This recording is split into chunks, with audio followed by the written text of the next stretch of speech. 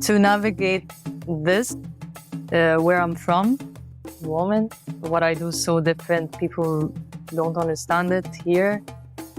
She's putting herself in like what is in our culture and in the foreign culture.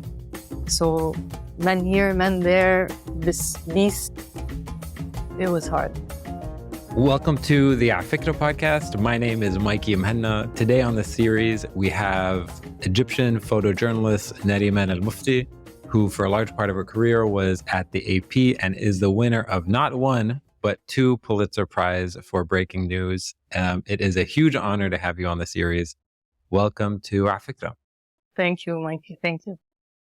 So, Awal Shi, how are you? Fine.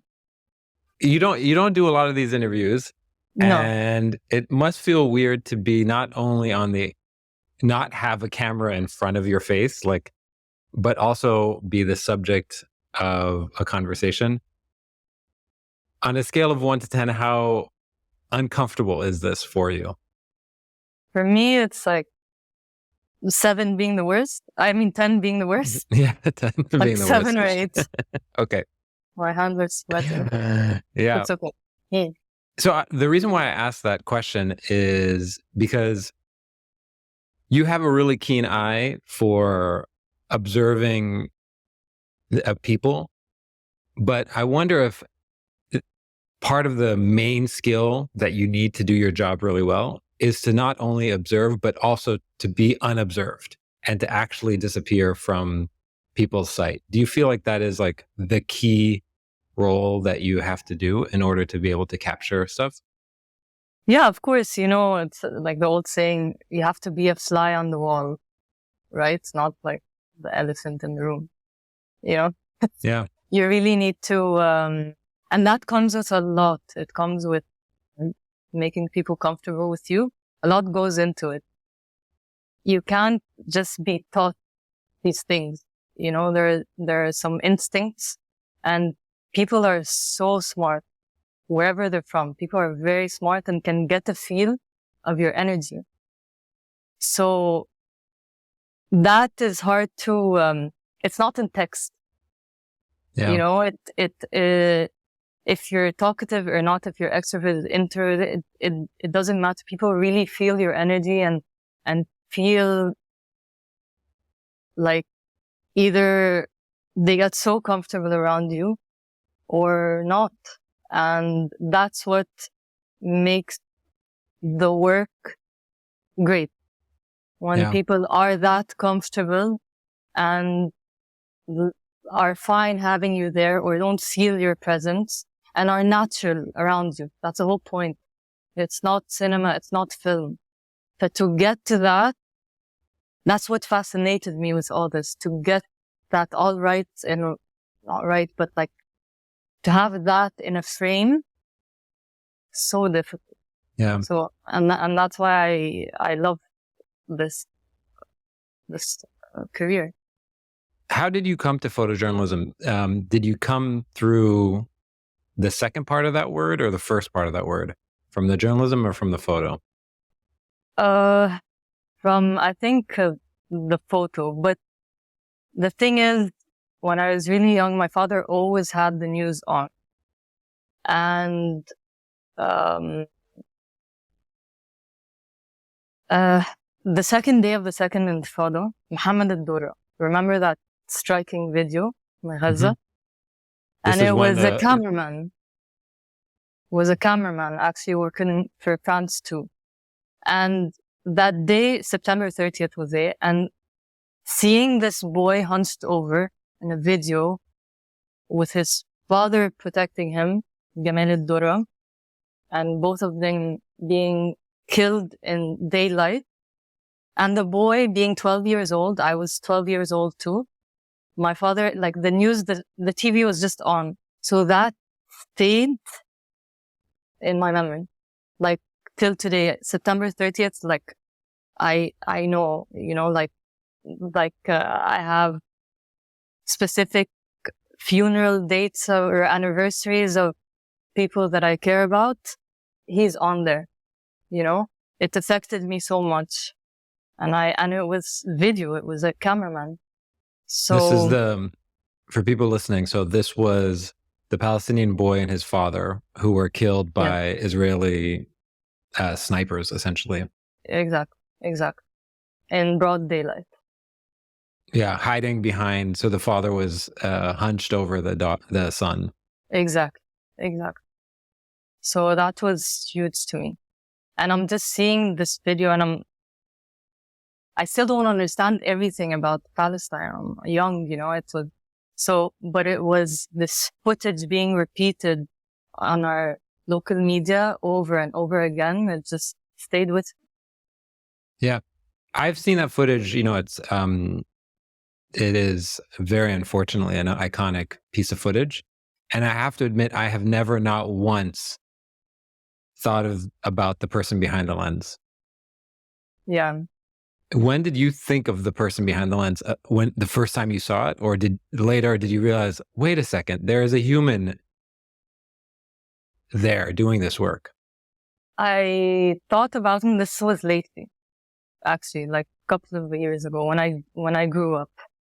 I'm like, and watching cameramen work, not VJs, but cameramen, the way they stand there all day with so much resilience and just do their job. It's very like live news, that that world is very different. All he's there to do is just, be there standing with all this trouble and keep the camera rolling on these live scenes.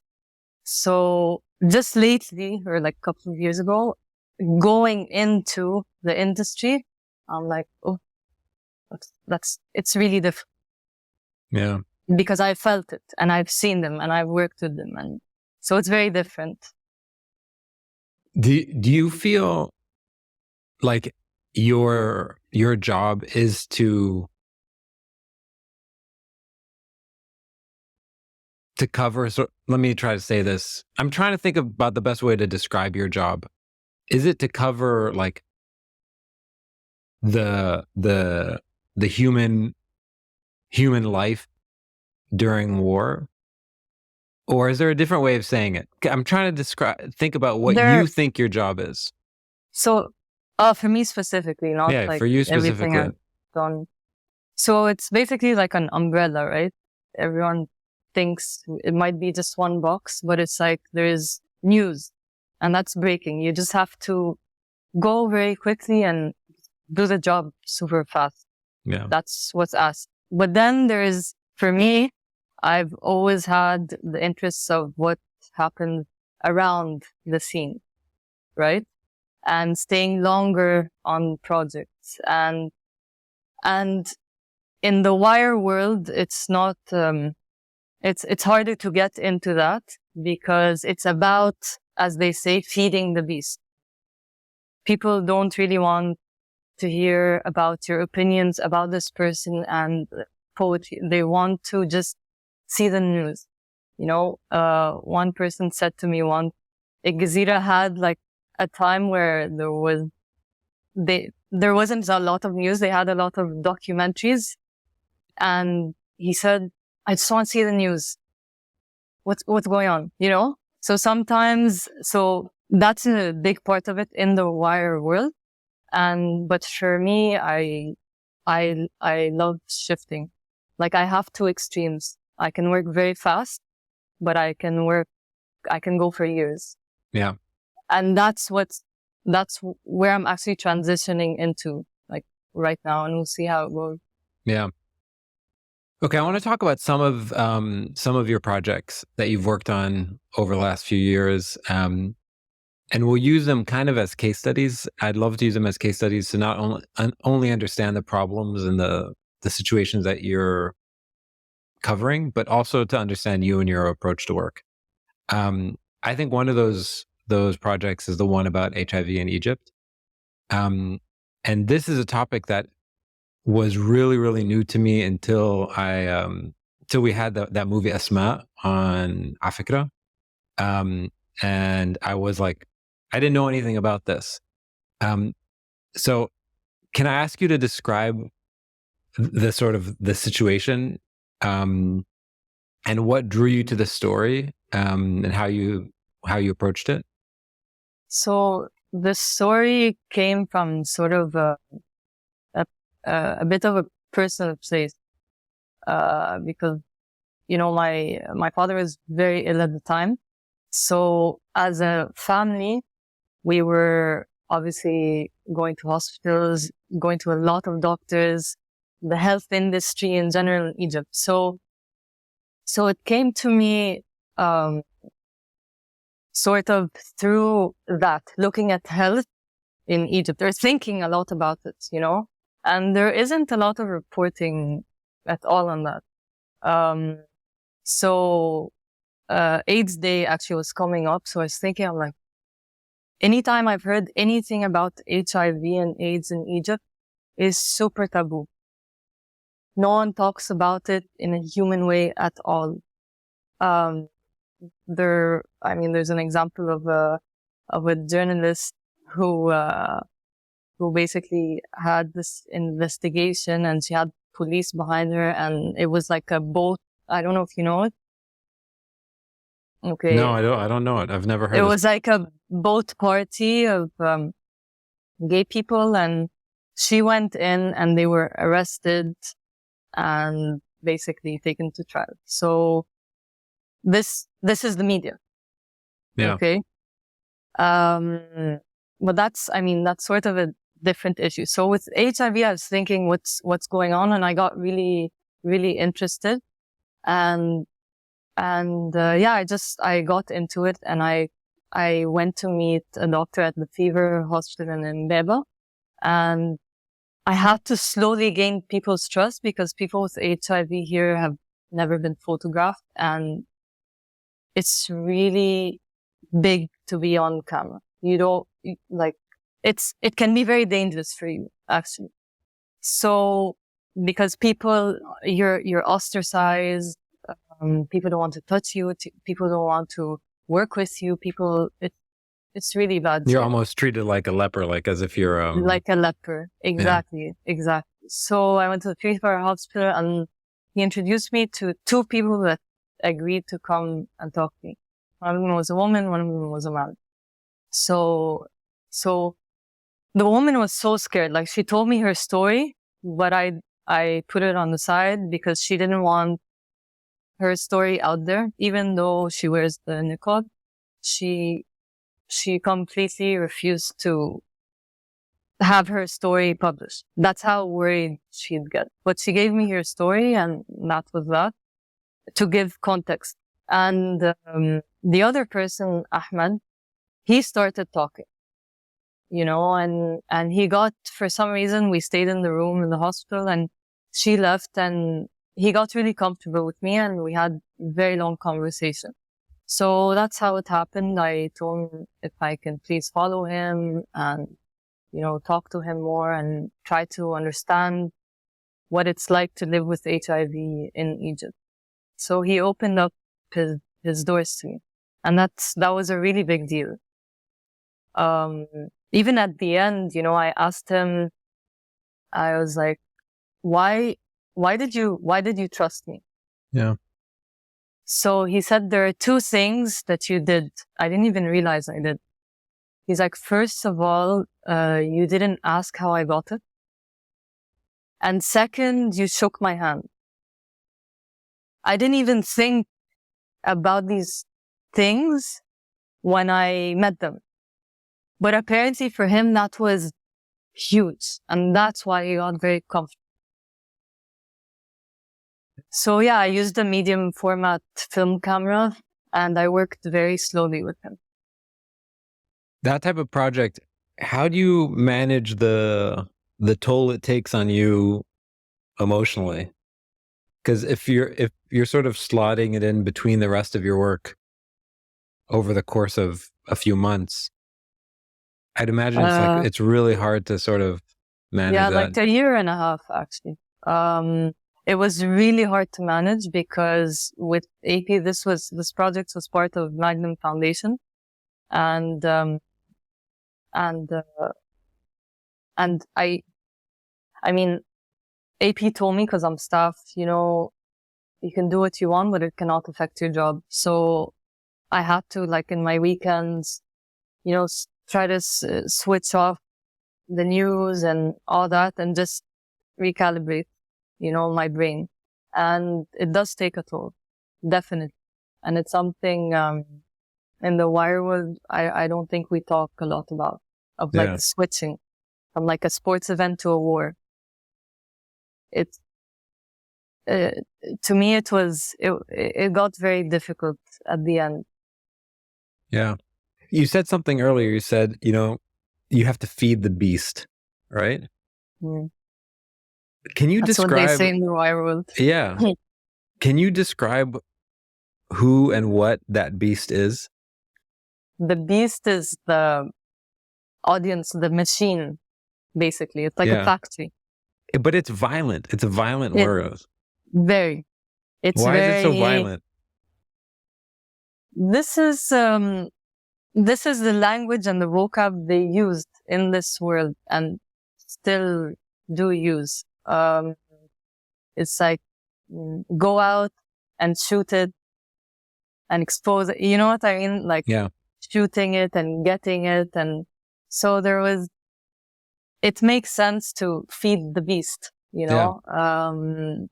But because the person who typically is in charge of feeding the beast is the one who gets scratched up and bruised up and sort of hurt by the beast, and if not killed by the beast. Yeah, exactly. Unfortunately, yeah. And is that how it feels for you? Like when you look back at your time in that world, are you like, oh, so many scratches and bruises. Thank God I like made it out. Yeah. No, I'm very fortunate, very privileged, and very lucky.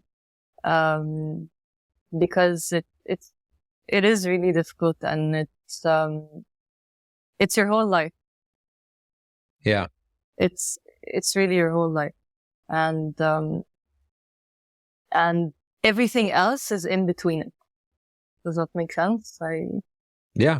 You have to, I mean, I wonder, we'll come back to this in a bit, but is it inescapable? Is there a way to change the beast fundamentally? Because like when you think about news coming out of the Arab world, this is a global thing, but news coming out of the Arab world, is there a way to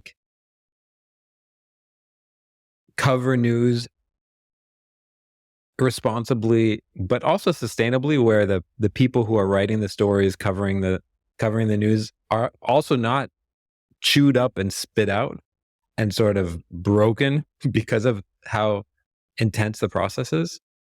I think there's a way, of course, because I think it's so important and it's needed. Okay.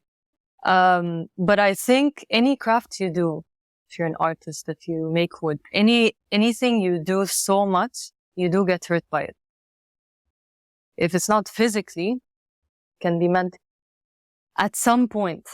If you're a cook, you'll get burnt. You know, if it's something you do with so much drive and passion and it is your life, you have to be ready to sleep at night. Yeah, you will be thinking about these people. Yeah. Or you're not, or you'll be so numb and you won't be able to continue. But I think there are ways to make it better, much better for people.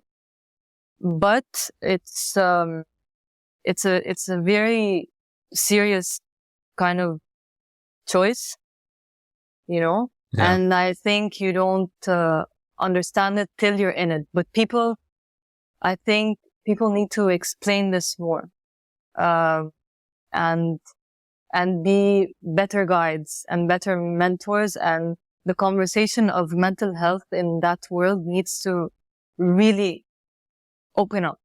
Like, people need to start talking about these things in that world, because I feel like it's kind of neglected, and it's, you know, it's macho, obviously, and, you know, you shouldn't really talk about your feelings, and that's, you know, it's, it needs to change, definitely. It needs to change in that sense. When you get approached, I mean, you're by all accounts an incredibly successful version of this job. So I'm sure young photojournalists hit you up and say, hey, I'm thinking about getting into photojournalism. You look like the perfect success story, right?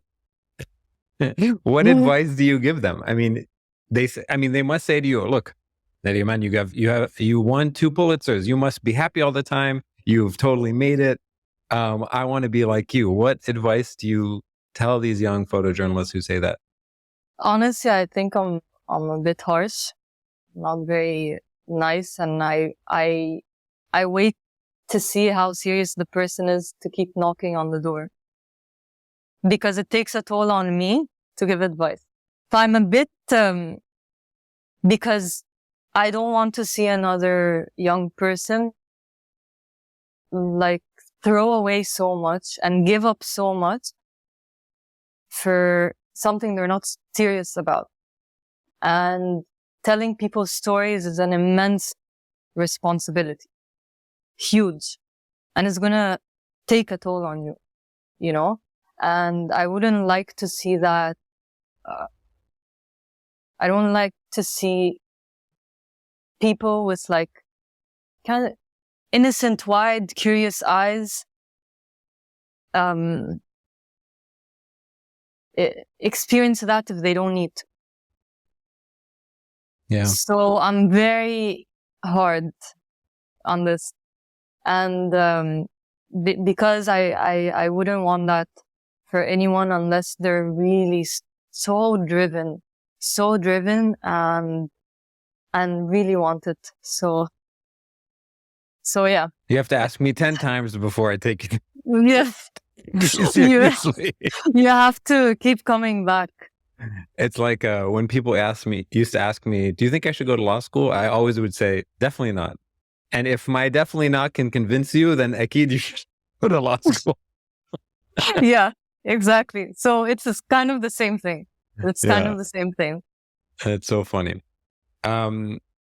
If you were to speak to a younger version of yourself, would you have told yourself you have no idea what you're getting into? Yes. But I still would have done it. Yeah, that's the 10th time. Yeah. Because to navigate this, where I'm from, woman, what I do is so different. People don't understand it here. She's putting herself in like what is in our culture and in the foreign culture. So men here, men there, this beast. It was hard. Yeah. Can I ask you a question? How do you navigate the following challenge, which I think is something that you must think about all the time? So often, so many of the like most respected global news outlets are Western outlets, and they're run by oftentimes white guys in their 60s from Europe and the States and stuff like that, who their sort of Orientalist gaze is inescapable. Even if they speak whatever local language perfectly, it's a perspective that I understand that they would have. And I almost even kind of forgive in many ways. I say like, what are you going to do? It's just where you're coming from. And you can try to get it out and iron it out as much as possible, but it's a perspective that is based off your biography, regardless of how good their intentions are. You have a different perspective. You have a different biography. You have a different vantage point. How do you sort of manage the fact that so often the institutions that you have to operate within have these oftentimes narrow views of the Arab world, and you're trying to tell expansive, complicated stories? How do you do that? I'll be honest with you, it wasn't easy at all. So there was a lot of pushing boundaries, and breaking these boundaries. But obviously within the limits. At the end of the day, you're working for an American company. So, but the past few years, I mean, there was an openness because it hasn't really become, things have changed a bit in terms of, there are more women in charge. There are a lot of managers around me who were women, and they can be white and not, and from here. And so it was a lot of, really, explaining to people, because sometimes when you fight with people and say, you're Orientalist, you're this, you're that, the result in the end won't really take you anywhere. Rather than explaining things and humanizing things a certain way. Explaining a joke to someone who doesn't understand anything, but humanizing that joke, but it takes time, takes effort, and it takes time. So they're like, okay. So they understand. It's like, Egypt is a mosaic. It's full of layers, full of colors. It's not just veiled women and non-veiled women. There's so many layers and nuances in between. So it's like explaining all these things to people that's like the key to opening up a bit of like a discussion, on what we can do. And then we end up coming to a compromise. So every story, it sort of was like that. Yeah, it's tricky. It's really, really tricky. Very, very, very tricky. And you can find, this can be a region, you can find someone writing about something completely disagree with, but it's your colleague. So what do? How do you handle that? Yeah. How do you handle that? You know what I mean? And you can get upset, and because we represent each other too. Yeah. So I can, for example, go out and work on something in Egypt, and then something happens, I don't know, in Palestine, Israel, and I say I'm from AP, and then people are like, didn't you guys write about blah, blah? No, we don't trust you. So it probably comes wasn't, on me. didn't you? It probably wasn't, didn't you guys? It was, didn't you? Yeah, exactly. So it becomes very personal, and so that's very hard because your reputation is the company also. Yeah. So to kind of remove myself as like a person and AP, to have these separate boxes or have people see me that way, was difficult. Yeah. I want to talk about your coverage of Yemen. How did it feel to win a Pulitzer for that coverage? It's very, it's a very tricky and sensitive area because it's very hard to be, I was just talking to my best friend about this. It's very hard to be, quote unquote, celebrating something that's so gruesome and hard. But at the same time,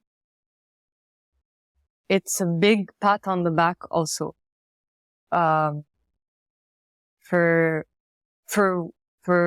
the, the work and the hard work you've done, to highlight this, and it highlights the issue. So we were a team of 3 people, and it was the first actually Arab team to win a Pulitzer together.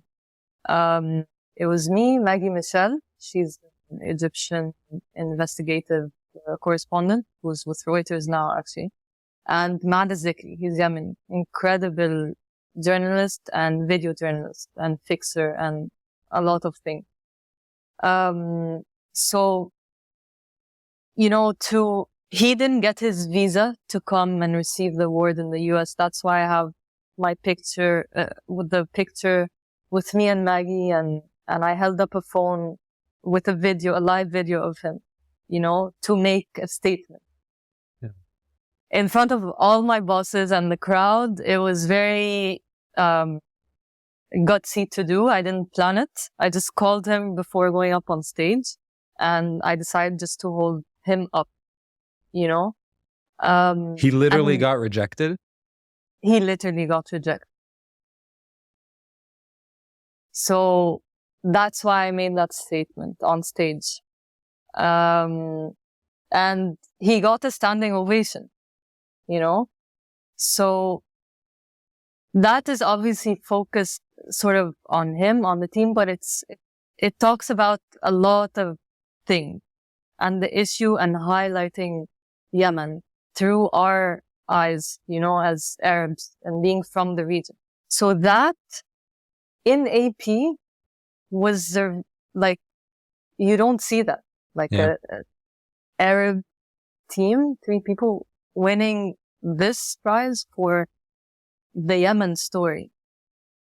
So it's very, like I said, it's like, I mean, it goes like to extremes for me because it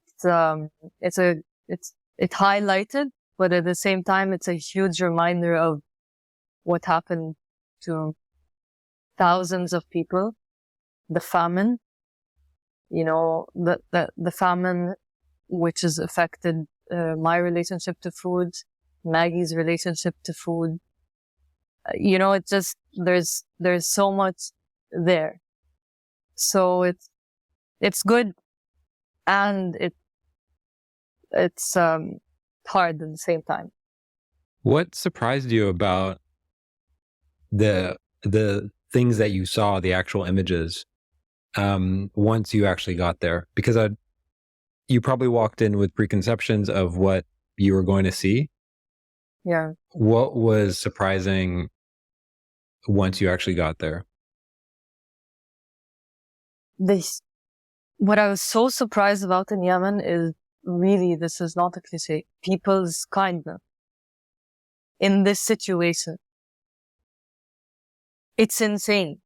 Their kindness is on another level of Arab. You know? Another level. Like, there's this one story about Hagar, a woman who's basically had emancipated bones and a child, and we went to talk to her. She only eats a piece of the bread a day. Okay, she makes 1 loaf for the whole family, and that's all they have. And some sugar for energy. That's it. So we went to speak to her, and Hagar, that's her name, and she insisted the 3 of us have a bite of the bread. So she made it while we were there, and she insisted that we have a piece of their meal. So of course, me and Maggie were looking at Mad, like, how can we? So he looks back at all this, we're not talking. He looks back at us like, don't you dare get up and eat a piece. Because we would have really offended her. If we're like, no, you're not doing well. This is not only poverty, this is famine. You can hardly move. But she would have been so hurt by that. And she would have really felt it. And she's inviting us to have a peace. But we were feeling so conflicted, you know, obviously. And it was just this, like, I when I came back, I said, I don't even know what strong women are. Like, when I saw her, like, the strength she has to take care of her family, hardly being able to move, and she's having the smallest bite just for some energy, but for her children, it was, we'll never forget these things, these kinds of stories. Yeah. That's what I mean. It's on another level. Yeah. The extent of the generosity. The extent. And yeah. Yes. And in that moment, are you literally like taking photos, or you can't even do that because you have to just be there? No. A lot of times I leave my camera. Like, a lot of my frames are just like 1 or 2 frames, and the rest is sitting or listening, or, you know? And sometimes I actually, this is kind of against the classical way, but sometimes I actually leave the picture. I let it be. Like, I don't take it. And it can be an incredible picture. But sometimes I get paralyzed. I can't explain it, but I can't hold up the camera. I'm too in the moment. And for a long time, I hated myself for that, because it's like, no, you're all the way there, and all these logistics and listens, and then you can't.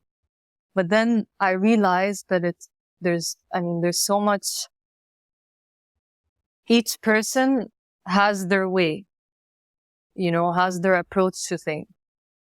And one manager, he's Serbian, his name is Dusan Pranic, there was something that happened, but he said something to me that stuck with me. He's like, he's older generation, and he's Serbian man, and he said, Nariman, it's okay you didn't get that. Sometimes, you just have to be yourself. Because we're ordered to get certain things. So when he said that, I'm like, lately I started gaining the confidence of, if sometimes you just need to leave things alone, and other things hopefully would come up. But it's very hard to do that. And it takes a lot of, it needs maturity, and it takes a lot of maybe some meditation and really believing that, like, when you let something go, something else will really replace it when it's correct, when it's right. Yeah, because the nature of what you're doing can be extractive, right? Yeah. Even the words we use, the terminology, like take the photo, right? Exactly. And so it's a weight on you. And no, I need, not only am I taking her bread, I'm also taking the moment. I'm also taking the photo. Exactly. And what is she getting in return? And so it's like, it's a heavy thing for sure. Man, there's a lot of talk about that, the return. And, you just come to, we had this discussion also, like, what he had asked me, do you think we are doing anything to the world doing what we do? Did Nick Wood's picture, Vietnam, Napalm, did it stop the war? No, but it defined the war. So you're not there. We're not an NGO, we're meant to say what's going on the way it is. So that is the point. It's like documenting my generation's history, whether it's in Yemen or Ukraine. It's my generation, and it's a responsibility to have these things documented, and for people to take the baton, and carry it on and do something about it. Yeah. Everyone has a role here in our generation. So, I mean, these stories did have, lots of people did really in the Arab world and in Egypt, like, we got so many calls and reactions and money and food and aid, and we did. But so yeah, more people, it's up to NGOs, it's up to people to also get involved. Yeah. We're like the messengers, like pinging you, and a lot of people say, I can't look at the news anymore. It's so depressing. Like, okay. Yeah. It is. Because the world also does have really bad things happening in it. Yeah. So it is a truth. That there is famine in Yemen. Yeah. Can we talk about Sudan a little bit? Mm. You've done a bunch of work in Sudan. Can you tell us a little bit about what your work was there and how that has changed also your impression of what's going on there? Obviously, Sudan is closer to home for you. Yeah. Does it feel closer to home? Yes and no, sometimes and sometimes. Yeah. Yemen maybe a bit more in some ways. Because Sudan is very diverse. I feel even more than Yemen in people's way. And I went for after the Tigray War. Mm-hmm. So it was about the Ethiopia story. Like I had went to Sudan for an anniversary project about the Sudan story, but most of my work is about Ethiopia actually. Because in November 2020, Abiy Ahmed waged the war on this region, Tigray, on the TPLF. Okay. So what he did was he cut all communications in that region. So no one was able to get any news, no access to anything in that region. And there were massacres happen. Massacres. So I called my boss and I told him I have to go to the borders. I was very driven by it because we're hearing bits and pieces, but there are no journalists, so you can't, and there's this war of like no internet, no nothing. Like Ukraine is an online war. You're online. You can see what's going on. This was shut completely. But there's one small detail that was missed. There are refugees crossing into Sudan, coming with stories. So that's what started the news cycle. People crossing and coming in super like dehydrated and tired and with only like their clothes on their backs with their children. And it was really bad. And it was thousands fleeing. So that's where, we got all the testimonies and did all the work on the borders. And Sudan was, the government or the officials there were okay with that because it's about the Ethiopia story, not about Sudan. The Sudan story itself is really difficult. Yeah. It's a really difficult one between the RSF and the military. Their generals are very tough.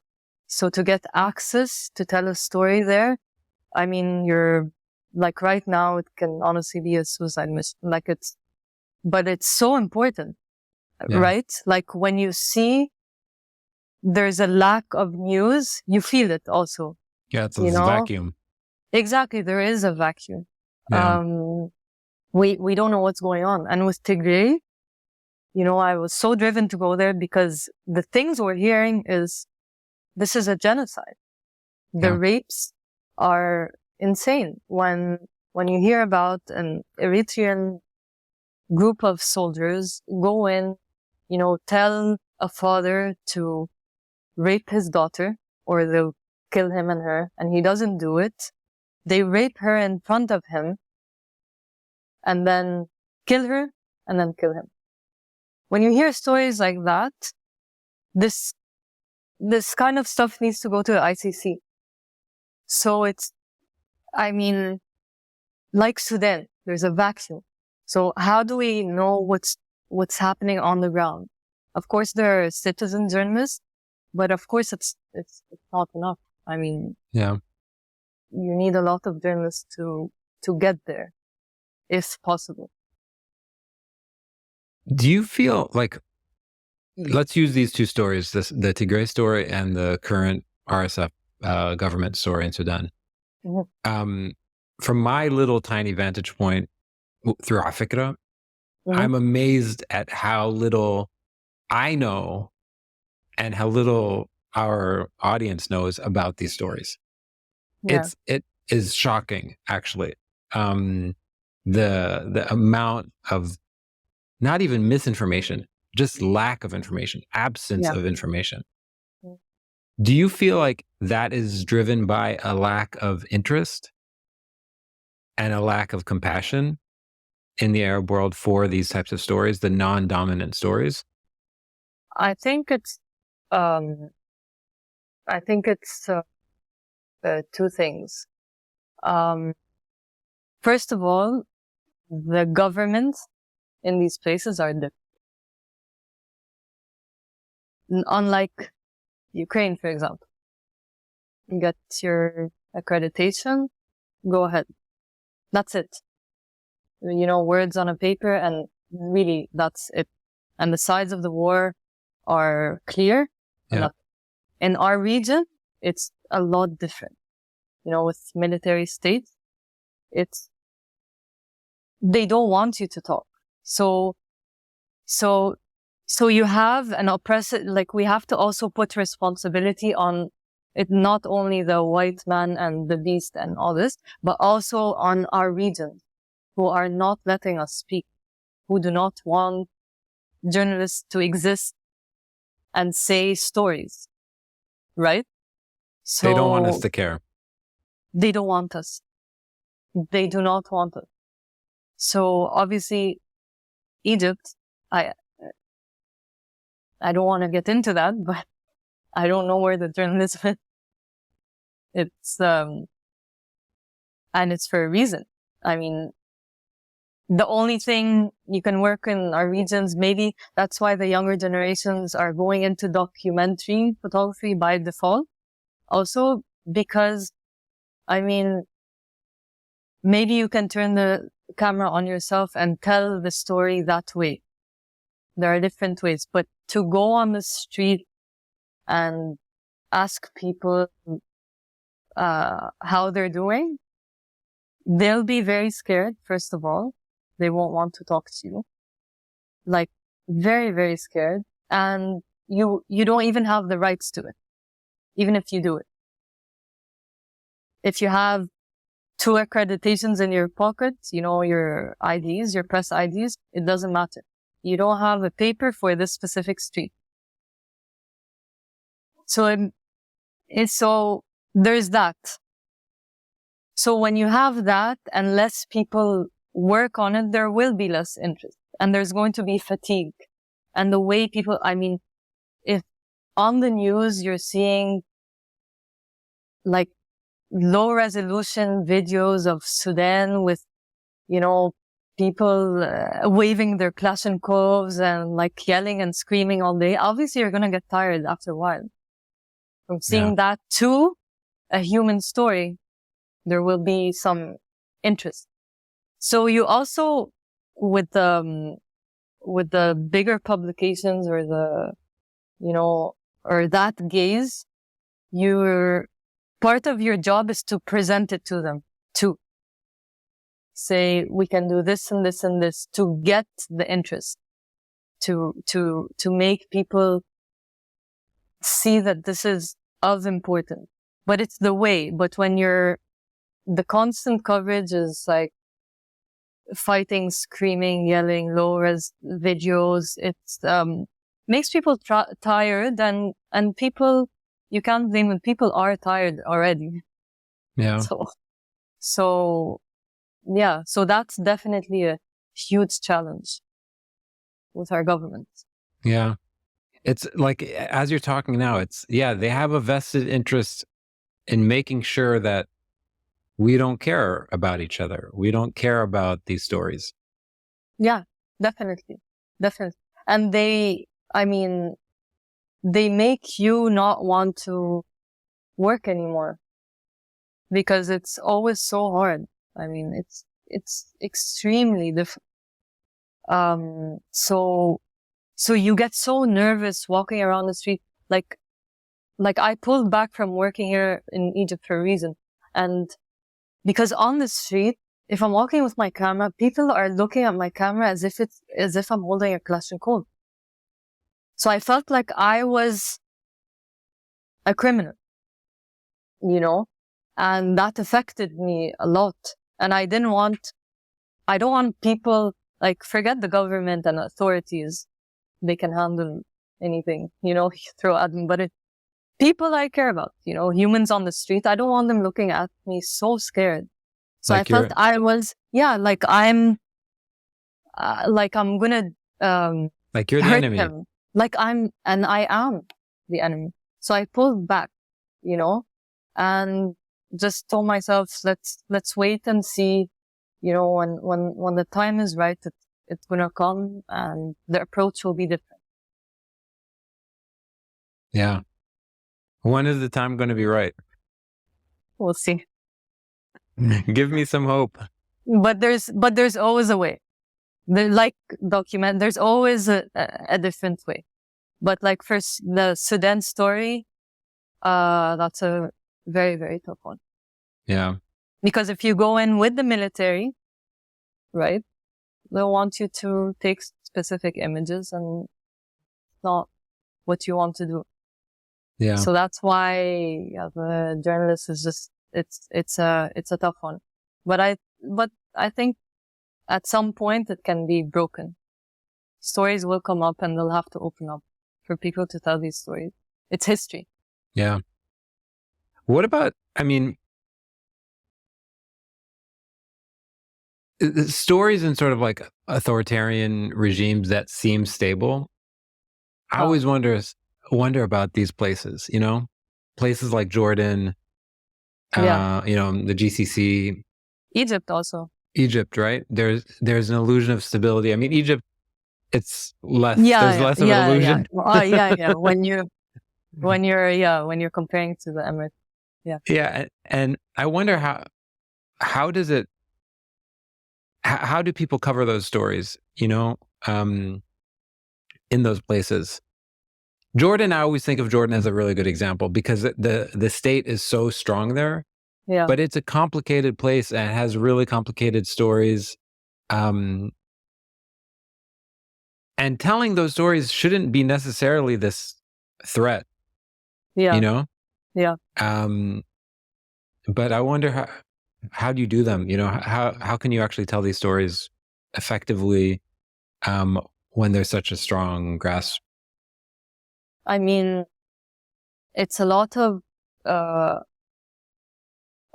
you have to go through the correct quote unquote channels with your accreditations and all that. But it's also really, you have to dig, and be very patient with these kinds of countries.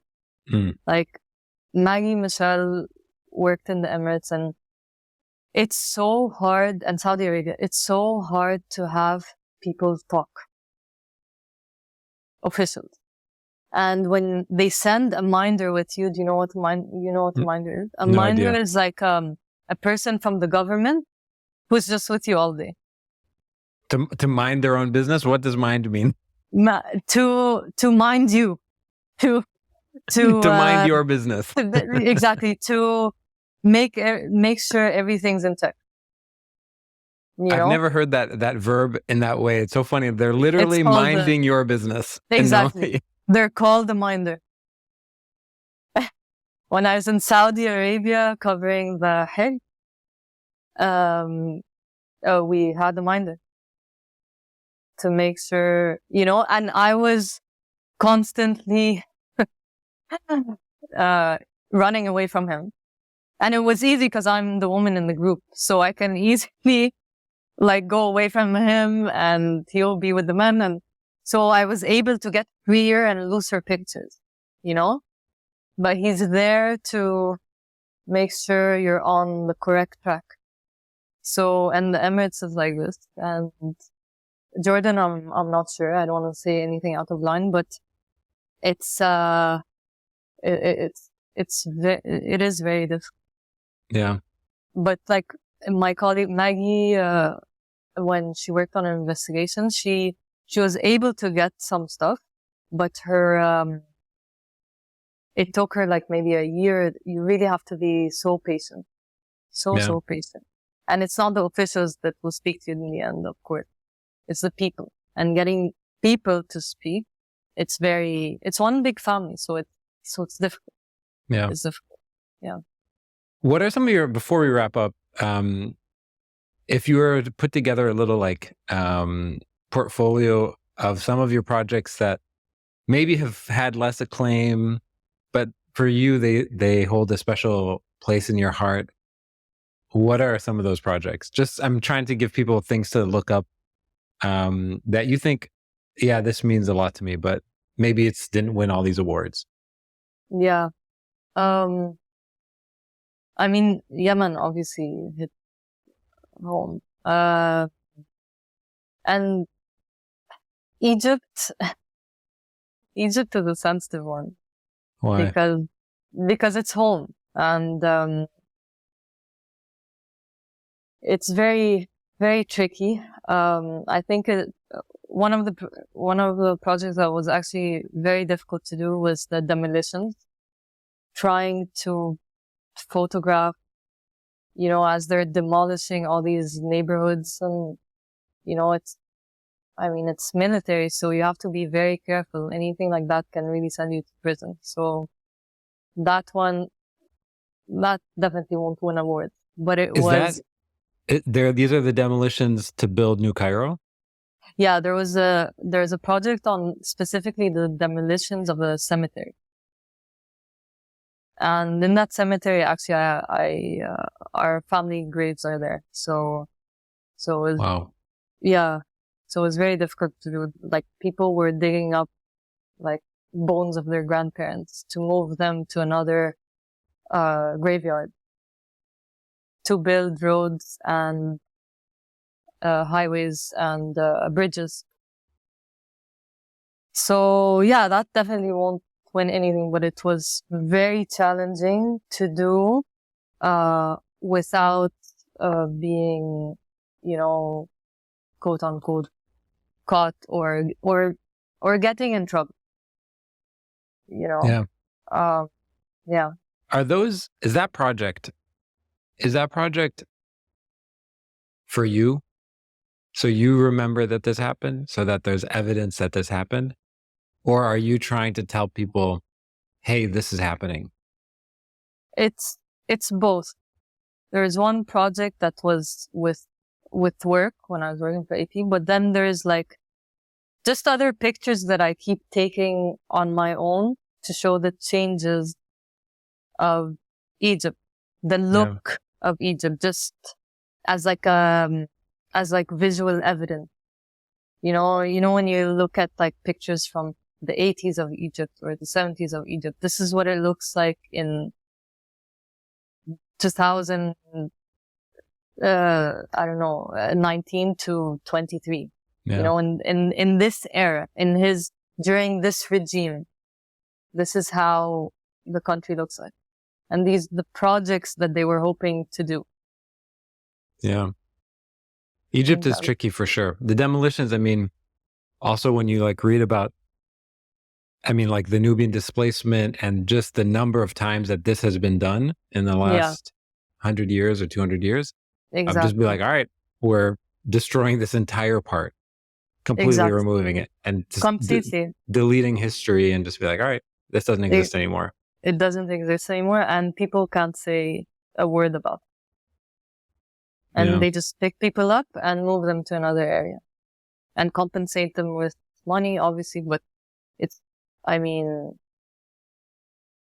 the problem is with not doing these kinds of stories or not talking about it, it normalizes the situation and normalizes people moving, just like that. Like, oh, okay, your house is gone. It's rubble. And it normalizes the silence too. It normalizes the silence, and you start to become silent. So it's like this weird psychological journalism warfare. Yeah.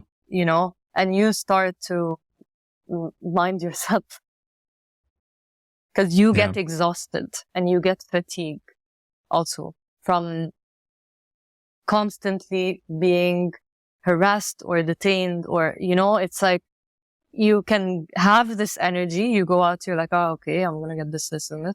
But then after a while, you get tired of it, for sure. So you need to take a step back and maybe find other approaches. Yeah. I want to wrap up, but I can keep on talking to you. Before we do, I want to ask you, do you have advice or recommendations for people to look into? Photojournalists that are inspiration to you, either from the past, just names for people to look up, or from the present? So, obviously, like, the older you get, or every chapter of your life, you tend to look at new people, right? Because you change and evolve, so you start to find diamonds that you didn't even realize exist. There's like the commercial education, then you start to really dive into people that speak your language. So for me, it started with like someone like Marianne and Mark, and like the beauty in her images and her working in her country, and like just there's so much rawness, and she's such a, she's an artist, a photojournalist. She combined all of that, and I love looking at. And someone that really affected me also is Farouk Ibrahim. He is the Egyptian photographer who took pictures of former President Sadat. I just couldn't believe, for my generation, I cannot believe or imagine going to the presidential palace, staying with the President Sisi and taking pictures of him in his bedroom and his bathroom, him shaving. It's a world that I can't even imagine. So for me, Farouk Ibrahim is like, represents a lot. And I don't look at him with the eye of like wanting to be, but as an audience. So I really appreciate and love his work in Egypt. He represents really like Egypt photography for me, like what he did during his time, because it's foreign to me. I feel like I'm seeing another country. I feel like I'm from somewhere else. So it's very fascinating to me looking at that. And for me, someone who's also affecting me is Nusha Tavakulian. She's with Magnum, and she's Iranian, and she was a photojournalist. Now she's obviously in documentary. But getting closer, I started seeing someone that speaks my language, and someone whose work is so smart, so poetic, so artistic, yet journalistic, So, and she's from Iran. A lot of people there are real artists. Like, I love their, like, the eye and the hand, and their color palettes. And so she's someone I really, I looked a lot at her work, and I still do, obviously. And like, I just like following her because she's closer to home. And she's a woman in Iran. So there's a lot there that I feel like there's a language, spoken. And there's Moses Samel. He's someone that's also a photojournalist, and his work as a photojournalist was very hard, but so sensitive, and I really love seeing that. And he's, you see kindness in his pictures throughout the chaos, and there's something about his work. He doesn't beautify too much. But it's just there, you'll see it, but you won't want to close it right away. You won't want to shut it off right away. Yeah. There's also someone's blog that I like to read. I really loved that he has this blog, Adam Ferguson. He writes a blog, and he writes about his mistakes, and he has like one blog that's a love letter to photography. So that's really, I like going in and reading. Just, it's loose, it's easy, and for me, it's like therapeutic. It's nice to read his journey, so openly. And there's also a podcast, Ben Smith. you know him, yeah? No. No? Okay. He just gets a lot, like a wide range of photographers, photojournalists, news photographers, he's, I play his podcasts when I'm on assignment, because when I hear other photojournalists speak, like Lindsay Adario, Ed Kashi, whoever, all these people, I just get on and I listen. It's very therapeutic for me on assignment. So Ben Smith, yeah, he has a wide range of people. I love these. Okay, we're going to do the quick Q&A and then wrap up. Okay. So these days, what are you reading or watching? Anything? So my best friend had recommended a book called If an Egyptian Cannot Speak English by Noor Nega. And I just finished. You've read it? No, I haven't read it, but hopefully she'll be on the series soon. Okay. It's fantastic. I'm very excited to hear her speak. She's a poet and I loved it. And another book is A Peace to End All Peace. So it's a bit different. David Fromkin. Yeah. I mean, it's a bit more academic, obviously, but it's good. The fall of the Ottoman Empire and the creation of the modern myth. Yeah. So not current. Cool. Yeah. Who would you love to shadow for a day, past or present?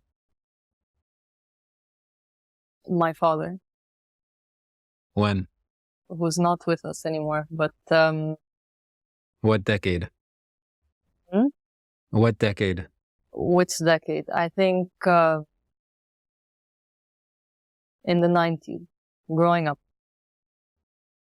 So sweet. What do you think people most misunderstand about your work? I don't know if it's about the work or if it's about the process or what goes into it, but one of the things that really, really upsets me is when someone says, is it the rush? This is so hurtful to me. It's a very hurtful thing to say. Is it the rush? Why is it so hurtful? Because I feel like it's very harsh and I feel like it's very assuming about what I do and that I'm voyeuristic and I'm a vulture and telling stories to get something, for my own dopamine, it's very, it's very, as if it's completely 100%. What I do is completely about me and has nothing to do with the people I interact with. So, I don't know. Is that part of the reason why you try to withdraw even almost to the maximum? Because my sense from you is that you really withdraw almost so as to not be accused of this being for the rush. Yeah, I think so. Because it's very hurtful when you put all this work and you're trying your best and and when you start in the beginning, it's like your eyes are, you're overwhelmed, you're running around, it's different. But when you continue, that's another thing. You have times where you might even stop, because it's so hard. But then you tell yourself, no, it's your responsibility. So that's I just would hope people would rather ask questions than say something that can be very triggering. Actually, to a photojournalist or a documentary photographer, we just need to be a bit careful, and it's okay to ask questions, but not throw sentences at you. Yeah. The last one is, whose work do you admire or are inspired by? Let's say outside of your profession. Outside, Yeah, outside of your profession. I love scholars like Abdul Hakim Murad. He's an amazing scholar. And I love how he talks about Islam and how he explained the religion and how he talks about the heart and how he, like, I admire his work and his scholarly work in this day and age. So nice. So if anyone's interested in connecting with you, they should go to your website. You're also all over social media. Nariman, it was so nice talking to you. You're such a nice person to speak with, and your work is so powerful and beautiful and thoughtful. So thanks so much. Thank you for having me. Thank you.